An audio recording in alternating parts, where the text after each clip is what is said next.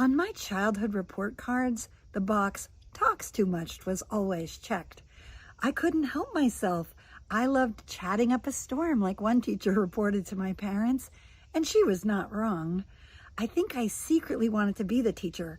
After all, she got to talk all day long. This did not go away. 4 of the hardest days I've ever had were when I made it from the little piece of paper that came in the mail calling me for jury duty all the way to a case. I had to sit and listen for 5 to 6 hours a day for 3 or 4 days without so much as a peep. We did have 30 minutes for lunch, but then there were 11 other people for me to share the space with, and I only got about 5 minutes to express myself. I don't know if I ever want to do that or undergo that torture again. It was just crazy because I love talking, I love public speaking, I love writing, I love processing and expressing my thoughts to anyone who will hear them, and even those who don't want to. Enter children. The pleasure. Now I had a captive audience. People who not only had to listen, but I had the pronounced authority by society and my faith community for them to do what I told them to do. No time wasted, no questions asked, and no listening necessary on my part. Just talk, talk, talk, talk, talk, until a day that's etched into my memory forever. I was standing at the kitchen counter while my 5-year-old at the time was yammering along about something, and I was busily preparing food for the 4 hungry mouths that were never satiated. And I was yeah-ing her. Little did I know that her older sister, who was in the other room doing her homework, was watching and listening to her sister and me. At some point, she couldn't take it anymore, and she burst into the room and blurted out these words. And the echo is actually still there in my ever-loving mom brain. "Mom, you're not even listening to her. You do that to all of us all the time."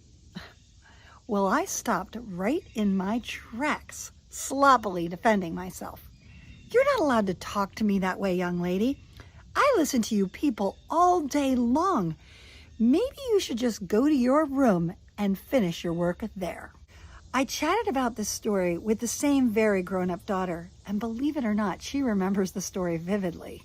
That same twinge of mom remorse kind of stirred up along inside of me, and as the conversation continued, she reminded me how much I've changed and how hard I've worked to heal that part of me, and am continuing to do so. I was grateful, but that evening, I was still stirring around a lot about it. So as I lay in my bed, I decided to have a long chat with God about it all. Just talk, talk, talk, talk, talk. I caught myself in the middle of it and apologized to God for not listening once again. I was met with silence, no matter how much I laid quietly, trying to open, those heart ears. Because I'm a middle-aged woman, I fell asleep quickly to awaken again at the ungodly hour of 2:30 a.m. And in my foggy brain stupor, a gentle whisper spoke to my soul. "Tell me more," it beckoned. "Tell me more." "Seriously?" I answered in my much now more alert state.